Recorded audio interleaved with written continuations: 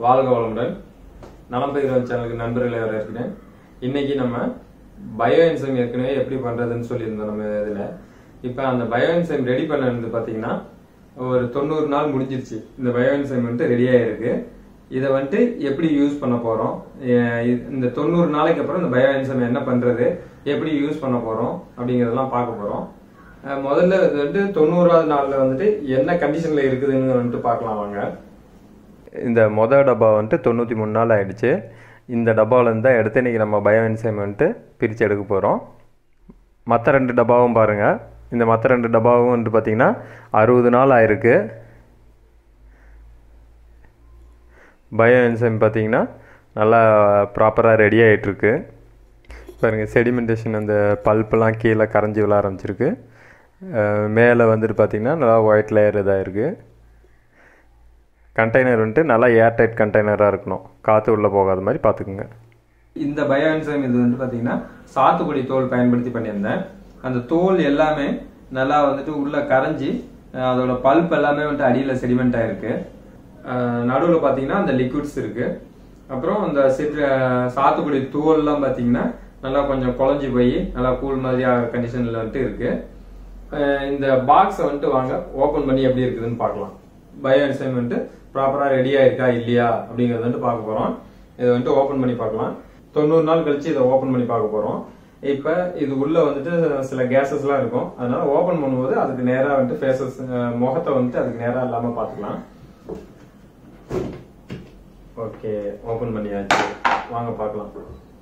பாருங்க, என்ன மாதிரி இந்த மாதிரி ஒயிட்டா லேயர் ஃபார்ம் ஆயிருக்கு பாருங்க. அதே போல் அந்த ஏர் பபுள்ஸ், கேஸ் ஃபார்ம் ஆகிருக்கிற ஏர் பபுள்ஸ்லாம் இருக்குது பாருங்கள். அதனால் ஒரு நல்ல வாசனை வருது பாருங்கள். அப்பா, அந்த சிட்ரஸ் பீலோட வாசனை ரொம்ப சூப்பராக இருக்குது.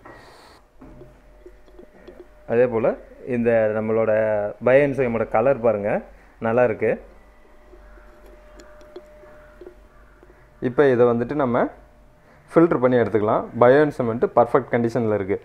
இப்போ பாருங்கள், இந்த மாதிரி ஒயிட் லேயர் பயோ என்சைம் பர்ஃபெக்டாக ரெடி ஆகிடுச்சுங்கிறது எப்படி தெரிஞ்சுக்கலான்னா, இந்த இதை வச்சு தான். இந்த ஒயிட் லேயர் பாருங்கள், ஒயிட்டு ரொம்ப ஒரு மாதிரி லைட்டான சாண்டல் கலர் அப்படி இருக்குது. அந்த எட்ஜஸ்லாம் ஓரத்தில் பாருங்கள், நல்லா ஒயிட் கலரில் லேயர் ஃபார்ம் ஆகிருக்கு. இந்த மாதிரி இருந்துச்சுன்னா நீங்கள் பண்ணியிருக்கக்கூடிய பயோ என்சைம் பர்ஃபெக்டாக இருக்குதுன்னு அர்த்தம்.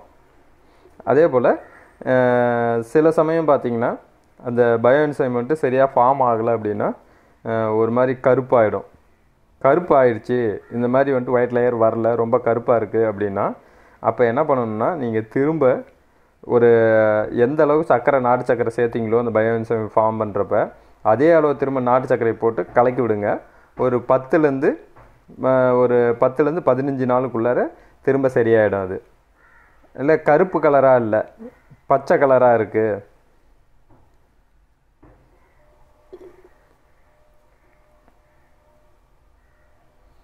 கருப்பு கலராக இல்லை பச்சை கலராக இருக்குது, கருப்பு கலராக இல்லை, புழு இருக்குது. இதில் பாருங்கள், புழு எதுவுமே இல்லை, நல்லா நீட்டாக இருக்குது. ஒருவேளை புழு ஏதாவது வந்துருச்சு அப்படின்னாலும் பயோ என்சைம் சரியாக ப்ராப்பராக ஃபார்ம் ஆகலைன்னு அர்த்தம். அப்போவும் நீங்கள் திரும்ப எந்த அளவுக்கு நாட்டு சர்க்கரை சேர்த்தமோ அதே அளவுக்கு நாட்டு சர்க்கரையை திரும்ப சேர்த்து கலக்கி விடுங்க. திரும்ப அதுவும் ஒரு 10லேருந்து 15 நாளைக்குள்ளார திரும்ப சரியாயிடும். ஓகேங்களா? இப்போ கருப்பு கலராகவும் இல்லை, புழுவும் இல்லை, பச்சை கலராக ஃபார்ம் ஆகிருக்கு. அதே போல் ஒரு கெட்ட துர்நாற்றம் அடிக்குது அப்படின்னா பயோ என்சைம் கெட்டு போச்சு. அந்த கெட்டு போயிடுச்சு அந்த மாதிரினா அந்த பயோ என்சைம் திரும்ப நம்ம சக்கரை போட்டு கலக்கிறதுல பிரயோஜனம் இல்லை. அதை கொண்டு போய் நம்ம திரும்ப குப்பையில் கொட்டிடுறது நல்லது. அவ்வளோதான். இப்போ ஏன் அந்த மாதிரி சேஞ்ச் ஆகும் அப்படின்னா வேறு ஒன்றும் இல்லைங்க. இந்த ஏர் டைட் கண்டெய்னர் ஏர் டைட்டாக இல்லை அப்படின்னா வெளி காற்று, அட்மாஸ்பியரில் இருக்கக்கூடிய காற்று உள்ளே போய் வரும்போது அந்த மாதிரி பயோ என்சைம் ஃபார்ம் ஆகிறது கெட்டுடும்.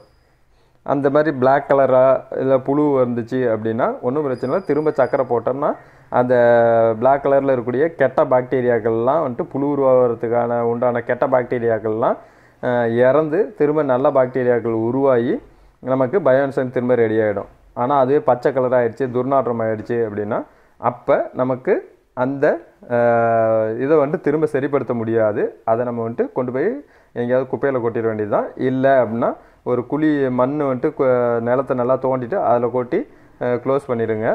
அது வந்துட்டு நம்ம பூமி வந்துட்டு அதில் இருக்கக்கூடிய கெட்ட பாக்டீரியாக்களை வந்துட்டு பார்த்துக்கும். இந்த ஏர் கண்டெய்னர் வந்து ஏர் டைட்டாக இருக்கணும். சரி, ஓகே, வாங்க இதை வந்துட்டு நம்ம வந்துட்டு இப்போ ஃபில்ட்ரு பண்ணி எடுத்துக்கலாம்.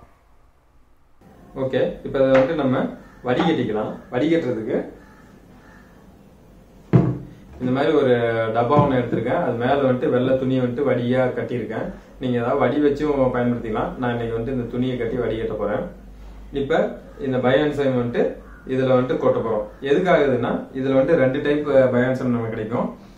கிளியர் என்சைம் ஒன்று, பல்பி என்சைம் ஒன்று. இந்த கிளியர் என்சைமுக்கு வந்துட்டு இந்த மாதிரி வடிகட்டி நமக்கு கிடைக்கிறது வந்து கிளியர் என்சைமு. அது மீதி இருக்கக்கூடிய இந்த மாதிரி பல்ப்ஸ், இந்த சாத்துக்குடி தோல், இது எல்லாத்தையும் வந்துட்டு எடுத்து நம்ம வந்துட்டு கூலா மிக்சி ஜாரில் போட்டு அரைச்சிக்க போகிறோம். அது வந்துட்டு பல்பி என்சைம்னு சொல்லுவாங்க. வாங்க இதை வந்துட்டு நம்ம பிரிச்சுக்கலாம். பொறுமையாக சாய்ச்சி ஊற்றுங்க. பாருங்க, கீழே இதில் வந்துட்டு கிளியர் என்சைம் வந்து ஃபில்டர் ஆகி வருது. நல்லா வாசனையாக இருக்குங்க பயோஎன்சைம். வெரி ஃபர்ஸ்ட் டைம் பண்ணுறேன். பயோஎன்சைம் சூப்பராக வந்திருக்குது. இது பாருங்க, பல்ப் எல்லாம் வந்து அப்படியே மேலே ஸ்டாக் ஆகி நின்றுச்சு பாக்ஸ்லேயே. ஓகே, இதில் பார்த்தீங்கன்னா தெரியும் இந்த பல்ப் எல்லாமே இதில் இருக்கு. இந்த பல்ப் வந்துட்டு தனியாக நம்ம வந்து மிக்சி ஜாரில் போட்டு நல்லா கூலாக அடிச்சு எடுத்துக்க போகிறோம். இதில் பாருங்க, இவ்வளவு பல்ப் வந்துட்டு இருக்கு. நமக்கு இவ்வளவு பல்ப் இருக்கு. இவ்வளவு இருக்கு பாருங்க. இதை வந்துட்டு நம்ம நல்லா கூலா அடிச்சு எடுத்துக்க போறோம். பாருங்க எந்த அளவுக்கு நல்லா நமக்கு பாத்தீங்கன்னா தெரியும் எந்த அளவுக்கு நல்லா வந்துட்டு மசிஞ்சு வந்திருக்கு அப்படின்னு. நல்லா வந்துட்டு நம்ம பாயில் பண்ண எப்படி இருக்குமோ அந்த மாதிரி நல்லா இருக்கு. இதை வந்து நம்ம மிக்ஸி ஜாரில் போட்டு நல்லா கூலா அடிச்சு எடுத்துக்க போறோம். இது பாருங்க, கிளியர் என்சைம் வந்து ஃபில்டர் ஆகி வந்திருக்குது. இப்போ இந்த கிளியர் என்சைம் வந்துட்டு நம்ம யூஸ் பண்ணலாம். பல்ப் என்சைம், இந்த ரிமைனிங் பல்ப்ஸ் வந்துட்டு பாத்தீங்கன்னா நம்ம உடனே வந்துட்டு எடுத்து இந்த மாதிரி பல்பா அரைச்சு தான் யூஸ் பண்ணணும் இல்லை. திரும்ப அகைன் இதுலயே வந்துட்டு இன்னும் கொஞ்சம் மெட்டீரியல்ஸ்லாம் டாப் அப் பண்ணி இதுலயே திரும்பவும் நம்ம வந்துட்டு பயோஎன்சைம் வந்துட்டு கண்டினியூ பண்ண முடியும். பல்ப் கொஞ்சமா இருக்கு, இதை போய் அரைக்கிறதா அப்படிலாம் யோசிச்சீங்கன்னா அந்த மாதிரி அடுத்தடுத்து அதுலயே டாப் அப் பண்ணி யூஸ் பண்ணலாம். ஒரு லெவல் வந்துட்டு உங்களுக்கு குவான்டிட்டி கிடைச்ச உடனே கூட நீங்க பல்ப் என்சைமா அரைச்சி யூஸ் பண்ணலாம். பாருங்க, இந்த மாதிரி நல்லா பல்ப் அடிச்சு எடுத்துக்கோங்க. இதில் வேணும்னா இன்னும் கொஞ்சம் பயோஎன்சைம் மிக்ஸ் பண்ணி இன்னும் கொஞ்சம் லிக்விட் கண்டிஷன் கூட வச்சுக்கலாம் நம்ம.